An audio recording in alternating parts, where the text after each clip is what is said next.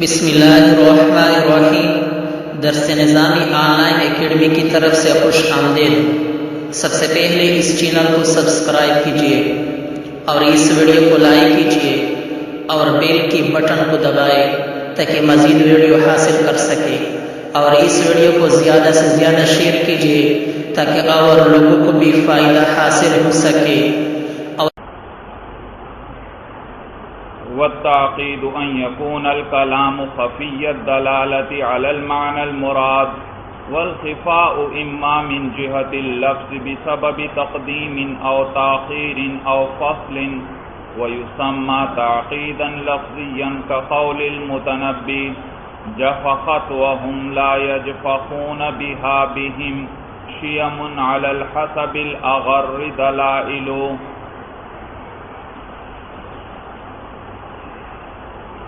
بحث چل رہی ہے فصاحت کلام کی گئی۔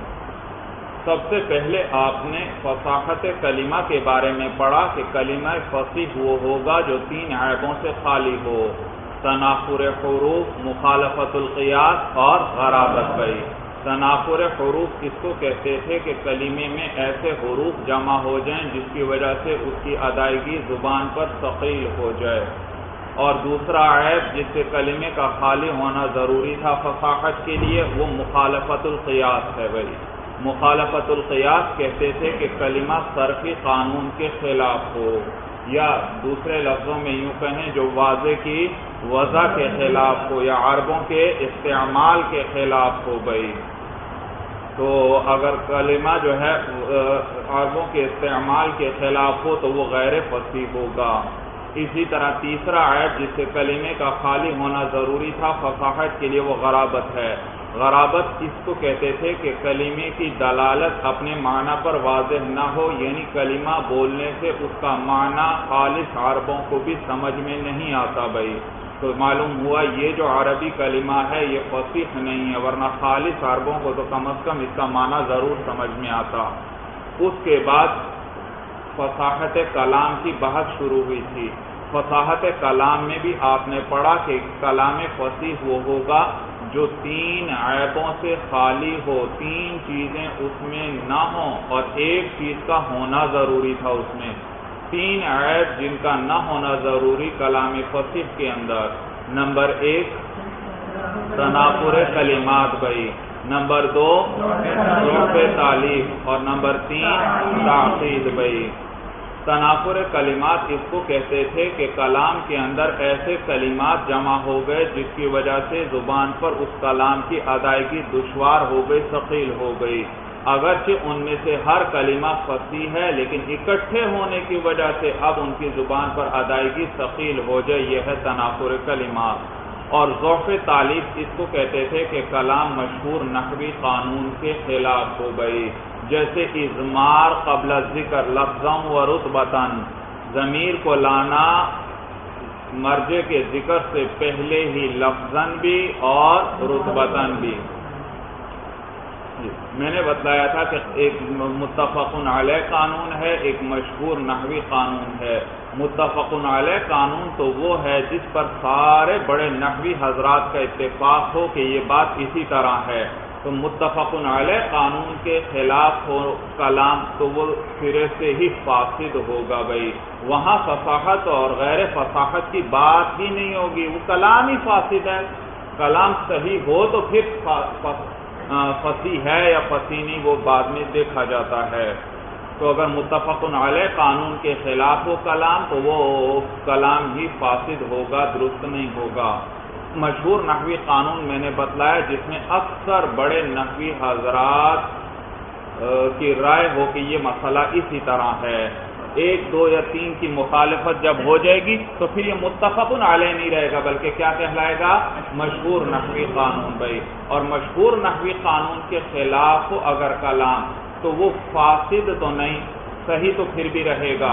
کیوں صحیح رہے گا؟ کیونکہ 1 2 نحویوں کی رائے تو ہے کہ اس طرح کرنا ٹھیک ہے، تو کلام صحیح تو ہوگا۔ لیکن چونکہ اکثر نحویوں کی رائے کے خلاف ہوا، مشہور نحوی قانون کے خلاف ہوا کلام، تو اس لیے وہ فصاحت سے نکل جائے گا بھائی، فصیح نہ رہے گا۔ تو یہ ہے ضعف تعلیق. ضعف کمزوری، تعلیق جوڑنا، گویا لفظوں کو ایسی ترتیب سے جوڑا ہے کہ وہ ترتیب اور وہ ترکیب کمزور ہے. اور پھر یہاں پر میں نے تفصیل ذکر کی تھی کہ ضمیر جو ہے اس کے لیے مرجع کا ہونا ضروری، اور یہ مرجع مقدم ہونا چاہیے. پھر یہ مقدم ہونا مرجع کا، یہ کبھی لفظاً حقیقتاً ہوگا، کبھی لفظاً تقدیراً ہوگا، کبھی معناً ہوگا اور کبھی حکماً ہوگا. اور پھر اس کی مثال بھی گزشتہ سبق میں آپ نے پڑھ لی بھائی.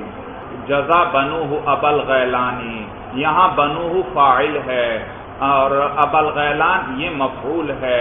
تو بنوہ فاعل ہے اور اس کے اندر ضمیر ہے، ہا ضمیر جو راجع ہے ابوالغیلان کو. تو ضمیر پہلے آئی اور مرجع بعد میں. فعل کے فوراً بعد کس کا درجہ ہوتا ہے؟ اس کے فوراً بعد فاعل آنا چاہیے، پھر مفعول آنا چاہیے. تو یہاں پر ابوالغیلان جس کو ضمیر راجع ہے وہ لفظوں میں بھی مؤخر اور رتبے کے اعتبار سے بھی. اگر یہ رتبے کے اعتبار سے مقدم ہوتا پھر تو چلو بات چل جاتی، ہم کیا کہتے کہ مرجع مقدم ہے رتبتاً. لیکن یہاں پر اضمار قبل ذکر ہے، لفظاً بھی اور رتبتاً بھی. ضمیر لائی گئی مرجع کے ذکر سے پہلے، لفظاً بھی ضمیر پہلے اور رتبے کے اعتبار سے بھی کیا ہے؟ پہلے ہے. یعنی مرجع لفظوں میں بھی مؤخر اور رتبے کے اعتبار سے بھی مؤخر ہے بھائی. اور تو یہ مشہور نحوی قانون کی مخالفت ہوئی بھائی اس میں. آج کے سبق میں ہم تاکید کے بارے میں پڑھیں گے. فرماتے ہیں وَالتَّاقِيدُ أَن يَكُونَ الْكَلَامُ خَفِيَّ الدَّلَالَةِ عَلَى الْمَعْنَى الْمُرَادِ. تاکید کا معنی بھائی میں پہلے بھی بیان کر چکا ہوں. تاکید کسے کہتے ہیں؟ کہ کلام کی دلالت معنی مراد پر واضح نہ ہو بھائی، کلام سے معنی مراد سمجھ میں نہ آتا ہو، یہ تاکید ہے. کلام تو ایسا ہونا چاہیے کہ اس کے سنتے ہی، اس کے پڑھتے ہی فوراً معنی مراد سمجھ میں آ جانا چاہیے. لیکن اگر سمجھ میں نہیں آتا، معنی مراد اس سے واضح نہیں ہے، تو یہ تاکید ہے بھائی، تاکید. یہاں لفظ آیا معنی مراد بھائی، اس کے بارے میں اگرچہ میں پہلے بھی بیان کر چکا ہوں، پھر سمجھ لیجئے. ایک ہوتا ہے معنی لغوی اور ایک ہوتا ہے معنی مراد بھائی. معنی لغوی وہ ہے کہ ہر لفظ جس معنی کے لیے وضع کیا گیا تھا اسی معنی پر دلالت کرے بھائی، اس پر اس کی دلالت واضح ہو گئی. اور معنی مراد اس میں مفعول کا صیغہ ہے، وہ معنی مراد جس کا ارادہ کیا جائے. مراد کا کیا ترجمہ ہے؟ جس کا ارادہ کیا گیا ہو. تو کلام کا ایک ہوتا ہے معنی لغوی، یعنی وہ لغت کے اعتبار سے ہر لفظ اپنے معنی پر دلالت کر رہا ہوتا ہے، پورا کلام اس لغوی معنی پر دلالت کرتا ہے. اور ایک ہوتا ہے معنی مراد جو کہنے والے کا ارادہ ہوتا ہے. تو معنی لغوی اور معنی مراد یہ دو چیزیں ہیں بھائی، دو چیزیں ہیں. مثلا آپ کا ایک ساتھی ہے اور وہ کمرے میں آیا، جیسے ہی وہ آیا آپ نے کہا شیر آ گیا، شیر آ گیا. اب اس کلام کا لغوی معنی تو کیا ہے؟ شیر کس کا نام ہے؟ ایک جنگلی درندے کا نام ہے. تو لغوی معنی ہوا جنگلی درندہ آ گیا ہے. لیکن کیا آپ کا یہ ارادہ ہے اس کلام سے؟ نہیں. آپ کیا بتلانا چاہتے ہیں؟ کہ بہادر آدمی آ گیا ہے. تو دیکھیے معنی مراد کیا ہوا آپ کا؟ بہادر آدمی آ گیا ہے، یہ ہے معنی مراد. معنی لغوی کیا تھا؟ شیر آیا ہے، یعنی وہ جنگلی درندہ آیا ہے. اور معنی مراد کیا ہے؟ بہادر آدمی آیا ہے بھائی، بہادر آدمی آیا ہے. تو ایک ہوتا ہے معنی لغوی جو لغت کے اعتبار سے ہوتا ہے، اور ایک ہوتا ہے معنی مراد جس کا ارادہ کیا جائے اس کلام کے ذریعے. اس کی ایک اور مثال، آپ کا ساتھی آیا، آپ نے کہا حاتم طائی آ گیا ہے، حاتم طائی. اب اس کلام کا لغوی معنی کیا ہے؟ وہ جو عرب میں ایک آدمی گزرا تھا، حاتم طائی کس کا نام رکھا گیا تھا؟ عرب میں ایک سخی آدمی گزرا تھا، اس کا نام تھا حاتم طائی بھائی، حاتم طائی. تو کلام کا لغوی معنی ہوا وہ جو آدمی جس کا نام حاتم طائی تھا وہ آ گیا ہے، حالانکہ اس کو تو مرے ہوئے سینکڑوں سال گزر چکے ہیں۔ تو معلوم ہو یہاں لغوی معنی مراد نہیں، بلکہ کیا مراد ہے؟ سخی آدمی آ گیا ہے، تو حاتم طائی بول کر آپ نے سخی آدمی کے معنی کا ارادہ کیا۔ تو دیکھیے یہ ہے معنی مراد۔ تو معنی مراد کیا ہوا کہ سخی آدمی آ گیا ہے۔ اتنی بات اب آپ سمجھ گئے کہ ایک معنی لغوی ہوتا ہے اور ایک معنی مراد۔ اس میں پھر تفصیل یاد رکھیے، کبھی کبھار لغوی معنی اور معنی مراد دونوں ایک ہی ہوتے ہیں، کبھی کبھار اور معنی مراد ایک ہی ہوں گے، اور کبھی لغوی معنی الگ ہوگا اور معنی مراد الگ ہوگا۔ لغوی معنی اور معنی مراد ایک ہی ہو، مثلا آپ کا ساتھی آیا، آپ نے کہا بہادر آدمی آ گیا ہے، کیا کہا آپ نے؟ لغوی معنی کیا؟ آپ کو سمجھ میں آ رہا ہے کہ بہادر آدمی آیا ہے۔ مراد بھی کیا ہے؟ مراد بھی یہی معنی ہے کہ بہادر آدمی آیا ہے۔ تو دیکھیے یہاں پر لغوی معنی اور معنی مراد ایک ہی ہے، لیکن جب آپ نے کہا شیر آ گیا ہے تو یہاں پر لغوی معنی اور ہے اور معنی مراد اور ہے۔ اسی طرح جب آپ نے کہا حاتم طائی آ گیا ہے تو لغوی معنی اور ہے اور معنی مراد اور ہے۔ بھائی یہاں تک بات سب کو اچھی طرح سمجھ میں آ گئی؟ تو گویا یہاں پر دو معنی ہوئے، ایک لغوی معنی اور ایک معنی مراد۔ بھائی معنی مراد تو کلام کو سنتے ہی سب سے پہلے ذہن میں اس کا لغوی معنی آتا ہے، اور پھر اس لغوی معنی سے ذہن منتقل ہوتا ہے معنی مراد کی طرف۔ کلام کو بولتے ہی دوسرا شخص جیسے ہی اس کو سنے گا، جیسے ہی اس کو پڑھے گا، سب سے پہلے فوراً اس کے ذہن میں کیا آئے گا؟ لغوی معنی، اور پھر اس لغوی معنی سے ذہن کس کی طرف منتقل ہو جائے گا؟ معنی مراد کی طرف، اور اس کو بھی سمجھ لے گا۔ جیسے ہی میں نے کہا شیر آ گیا ہے، اولاً آپ کے ذہن میں لغوی معنی آیا، اور پھر اس لغوی معنی سے آپ کا ذہن کس کی طرف منتقل ہوا؟ معنی مراد کی طرف۔ گئی اور جتنا ظہور ہوگا یہاں پر اتنی ہی تیزی سے ذہن منتقل ہوگا معنی لغوی سے معنی مراد کی طرف۔ گئی کس سے؟ ذہن میں سب سے پہلے بھائی ہر لفظ اپنے اپنے معنی پر دلالت کر رہا ہے، تو ہر لفظ کا اپنا معنی ہے، وہ فوراً سمجھ میں آئے گا اور پھر ذہن منتقل ہو جائے گا کس کی طرف؟ معنی مراد کی طرف۔ تو یہ جو ذہن منتقل ہوتا ہے معنی لغوی سے معنی مراد کی طرف، اس انتقال میں کسی قسم کا کوئی مانع یا خفا نہیں ہونا چاہیے۔ اگر یہاں کوئی مانع آ گیا، کوئی رکاوٹ آ گئی، کوئی خلل اور خرابی آ گئی، تو ذہن منتقل نہیں ہوگا معنی لغوی سے معنی مراد کی طرف، اور اس کو تاخیر کہتے ہیں۔ کیا کہتے ہیں؟ تو تاخیر کس چیز کا نام ہے؟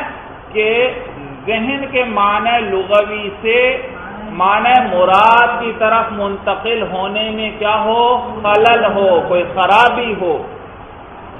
یہ خرابی اگر پائی جائے کلام میں کہ جہاں پر ذہن معنی لغوی سے معنی مراد کی طرف منتقل نہیں ہوتا، تو یہ خلل اور خرابی یہ تاخیر کہلائے گی۔ بھائی تاخیر کہلائے گی۔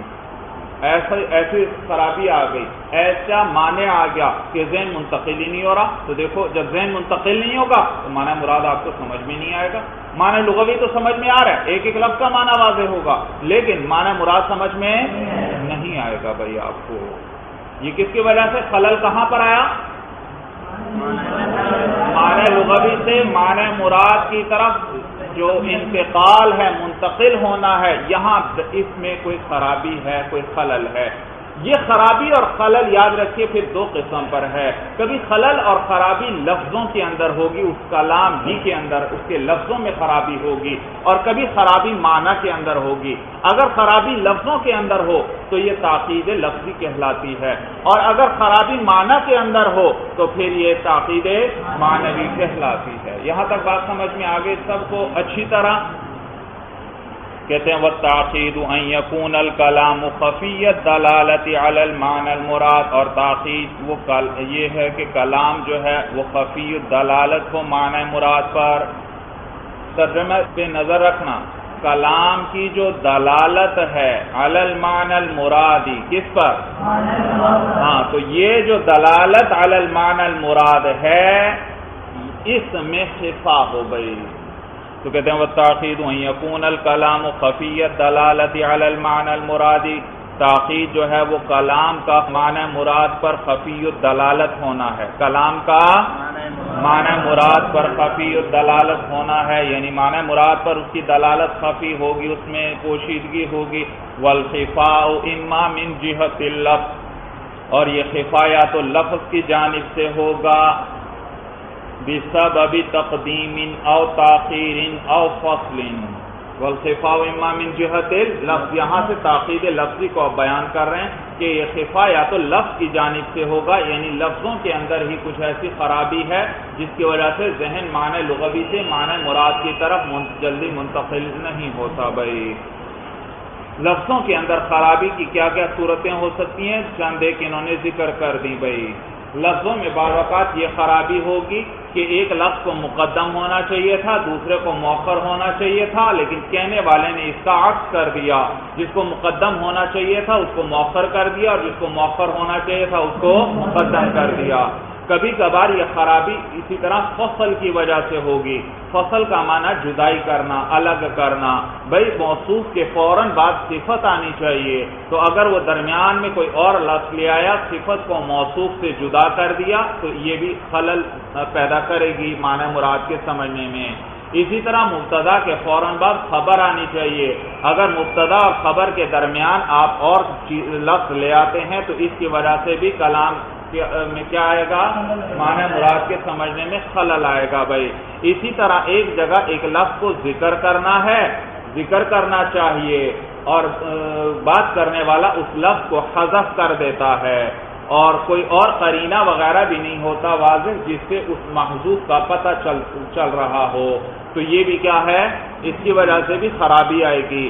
یا اسی طرح ایک مقام تو اسم کا ہے لیکن کہنے والا اس مقام پر ضمیر کو لے آتا ہے، تو یہ مختلف قسم کی خرابیاں جن کی وجہ سے لفظوں ہی میں کیا آ جاتا ہے، لفظوں ہی میں خلل آیا، آپ نے لفظوں میں تقدیم و تاخیر کر دی، یا لفظوں کے اندر بھائی موصوف صفت اور مبتدا خبر میں فصل کر دیا، یا لفظوں کے اندر آپ نے ایک چیز کو حذف کر دیا، یا لفظوں کے اندر ایک قسم کا لفظ ذکر ہونا چاہیے تھا، آپ نے دوسری قسم کا لفظ ذکر کر دیا۔ بھائی تو یہ سارے اسباب ہیں جن کی وجہ سے لفظوں میں خلل آیا بھائی، کہ اب وہ معنی مراد پر صحیح طور پر دلالت نہیں کر رہے۔ بھائی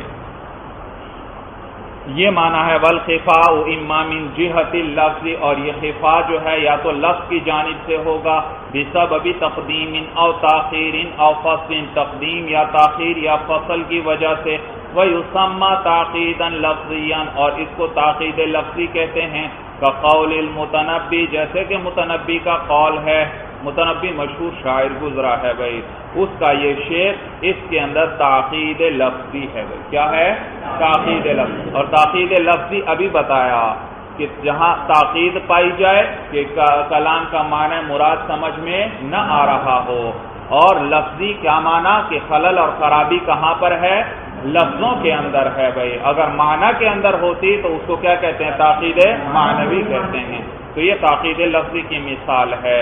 اب دیکھیے ذرا شعر پر نظر رکھیے بھائی، جفخت وهم لا يجفخون بها بهم شیم علی الحسب الاغر دلائل،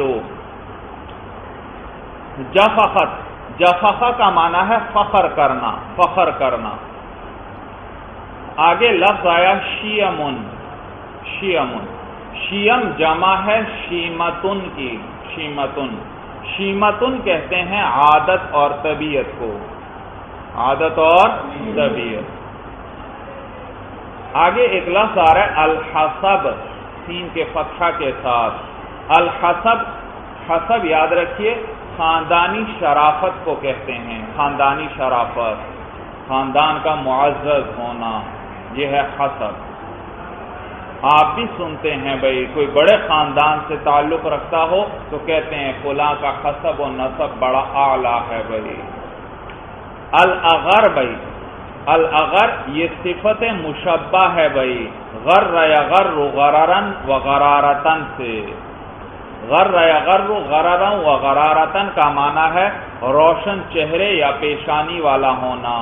اسی طرح اس کا معنی ہے معزز ہونا اور بلند کردار والا ہونا. معزز ہونا اور بلند کردار والا ہونا. تو اگر صفت مشبہ ہے بھائی، صفت مشبہ روشن چہرے والا یا روشن پیشانی والا یا معزز، جو بھی ترجمہ آپ کر لیں. اور اسی سے غرتن بھی ہے.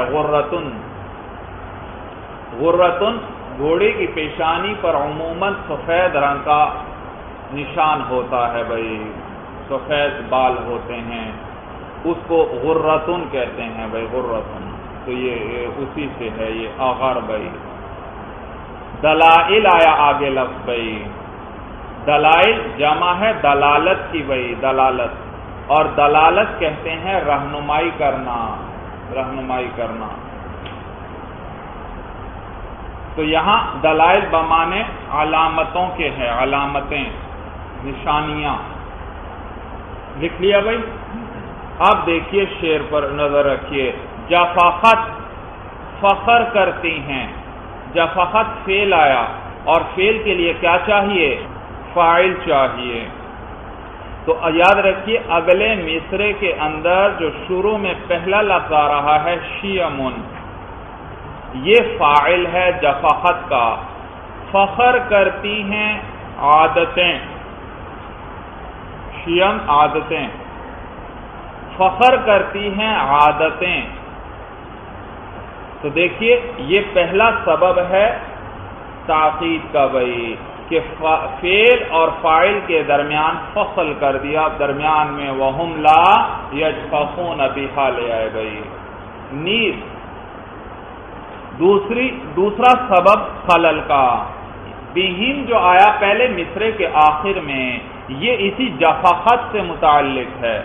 پہلے مصرے کے آخر میں جو بہم آیا یہ اسی جفاخت سے متعلق ہے، اور درمیان میں وَهُمْ لَا يَجْفَخُونَ بِهَا لے آئے، حالانکہ پہلے بہم کو لانا چاہیے تھا. تو یہ دوسرا سبب ہوا کس چیز کا؟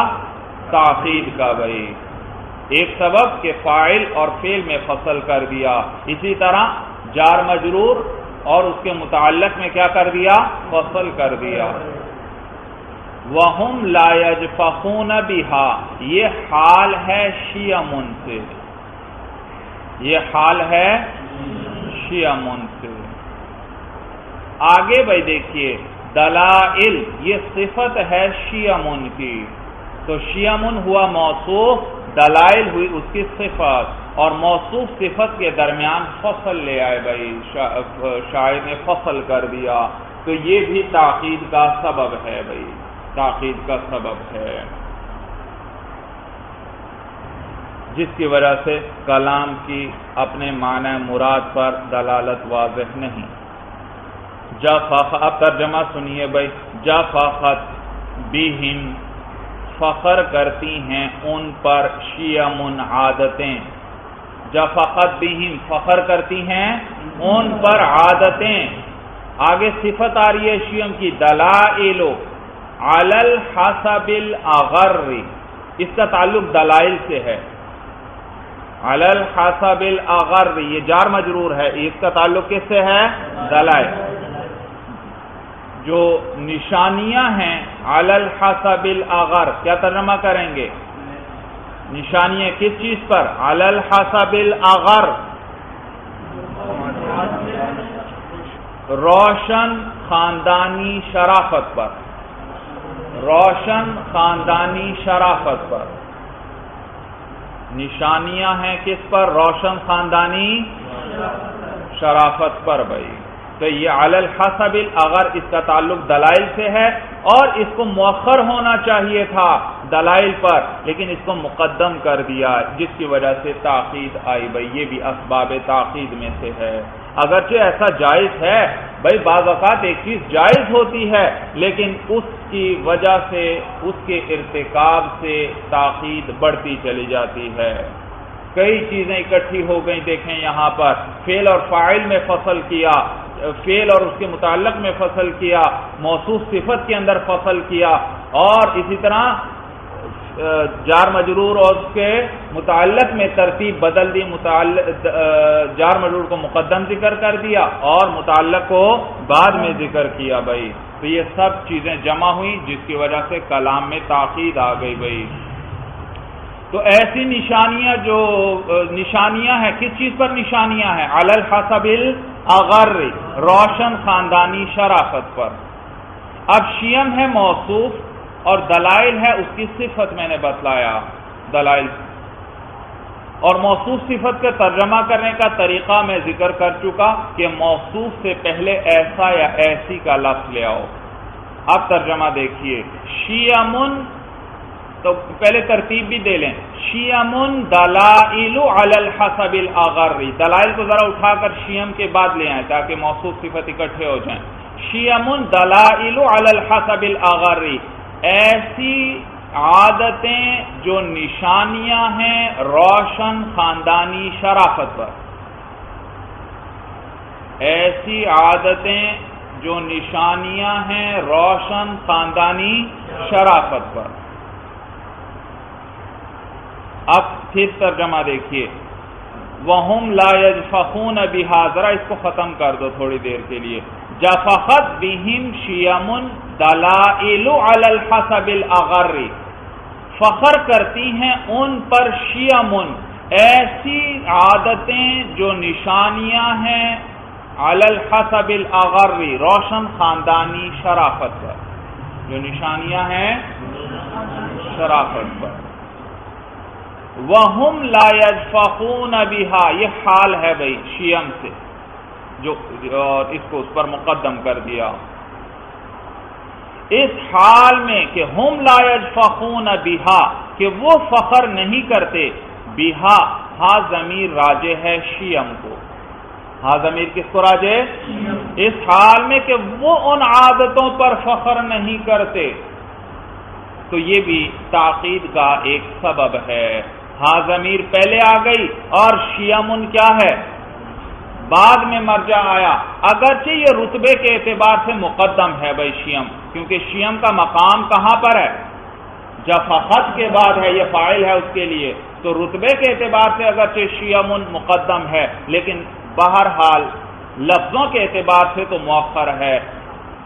یہ اگرچہ ترکیب بالکل صحیح ہے، اضمار قبل ذکر صرف لفظاً ہے، رتبتاً نہیں. رتبے کے اعتبار سے کلام بالکل صحیح ہے، تو لیکن بہرحال جائز چیز کی وجہ سے بھی بعض اوقات تاکید بڑھ جاتی ہے. میں نے بتلایا اور چیزیں بھی تھیں ان کی وجہ سے خلل آ رہا تھا، تو اس کی وجہ سے بھی کیا آیا؟ کچھ نہ کچھ کلام میں خلل آ گیا بھائی. اس حال میں کہ وہ فخر نہیں کرتے ان عادتوں پر. ترجمہ سمجھ میں آیا بھائی؟ دیکھیے جو ترتیب میں نے آپ کو بتلائی وہی ترتیب نیچے صاحب کتاب بھی ذکر کر رہے ہیں. فَإِنَّ تَقْدِيرَهُ، پس بے شک جو ہے اس کلام کی تقدیر جو ہے، یعنی اس کلام کی اصل جو ہے وہ یوں ہے، جفخت بہم شیمن. دیکھو جار مجرور کو جفخت سے متعلق تھا، جوڑ دیا انہوں نے، شیمن کو بھی لے آ گئے تھا. اور دلائل کیا تھی؟ شیم کی صفت، اس کو شیم کے ساتھ جوڑ دیا. اور علی الحسب الاغر یہ کس سے متعلق تھے؟ دلائل سے، تو ان کو مؤخر ہونا چاہیے تھا، اس کو انہوں نے مؤخر کر دیا. آخر میں اب حال آنا چاہیے تھا، وَهُمْ لَا يَجْفَخُونَ بِهَا، اس کو آخر میں لے گئے بھائی. اب ترجمہ دیکھیے اسی سے، جفخت بہم شیمن، فخر کرتی ہیں ان پر ایسی عادتیں جو علامتیں ہیں روشن خاندانی شرافت پر، اس حال میں کہ وہ ان عادتوں پر فخر نہیں کرتے.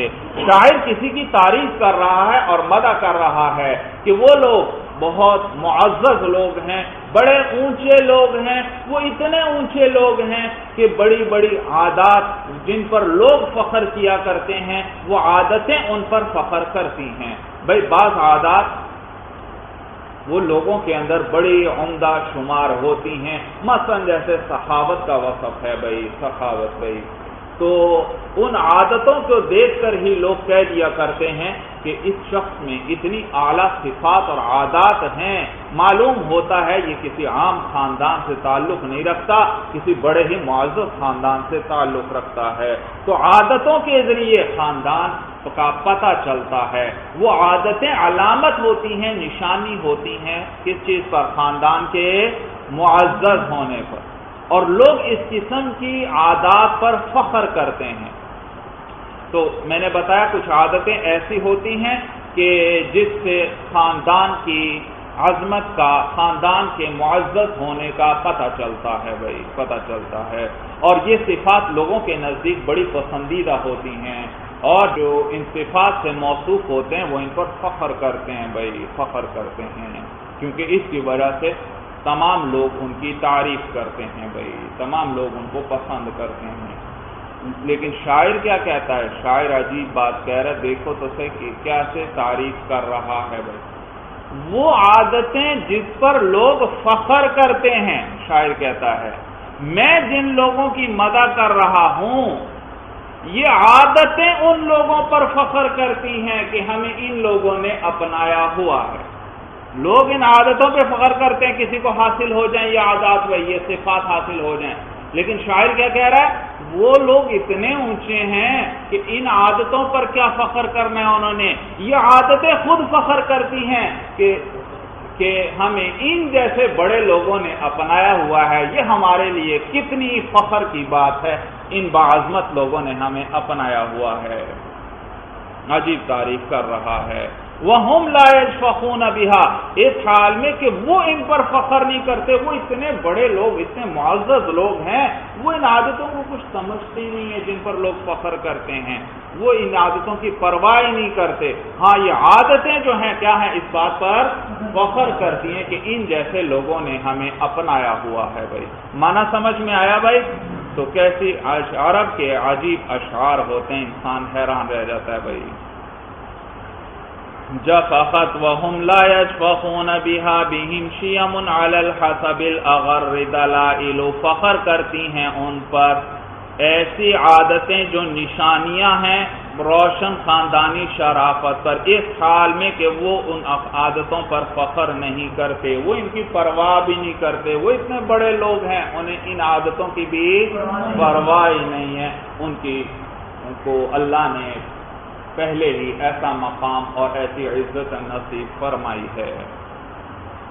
فَإِنَّ تَقْدِيرَهُ، بس بے شک کلام کی تقدیر یعنی کلام کی اصل جو ہے وہ یوں ہے، جفقت بِهِمْ شِيَمٌ دَلَائِلُ عَلَى الْحَسَبِ الْأَغَرِّ وَهُمْ لَا يَشْفَقُونَ بِهَا، فخر کرتی ہیں ان پر ایسی عادتیں جو علامتیں ہیں روشن خاندانی شرافت پر، وَهُمْ لَا يَشْفَقُونَ بِهَا، اس حال میں کہ وہ ان عادتوں پر فخر نہیں کرتے۔ یہاں تک بات ساری سب کو سمجھ میں آ گئی بھائی؟ بات ہوئی آج تاقید کی۔ تاقید اس کو کہتے ہیں کہ کلام کی دلالت معنی مراد پر واضح نہ ہو، اس کے اندر خفا ہو، اور پھر یہ خفا جو ہے یہ خلل اور خرابی کی وجہ سے ہوتا ہے کہ ذہن معنی لغوی سے معنی مراد کی طرف منتقل نہیں ہوتا جلدی بھائی، اور یا منتقل ہی نہیں ہوتا سرے سے، تو یہ معنی لغوی سے معنی مراد کی طرف جو ذہن منتقل نہیں ہوتا، اس کی وجہ یہ کہ وہاں پہ خلل اور خرابی ہوتی ہے۔ یہ خلل اور خرابی اگر لفظوں کی وجہ سے ہو، مثلا لفظوں میں تقدیم اور تاخیر کر دی گئی ہے، فصل کر دیا گیا ہے، حذف کر دیا گیا ہے، ایک لفظ کی جگہ دوسرا لفظ ذکر کر دیا گیا ہے، تو یہ تاقید لفظی کہلائے گی۔ اور اگر معنی کی وجہ سے یہ خلل آئے کہ معنی مراد سمجھ میں نہ آئے، تو یہ کیا ہے؟ تاقید معنوی ہے بھائی۔ چلیے بس بھائی، ھذا ھو المرام، واللہ اعلم بحقیقت الکلام۔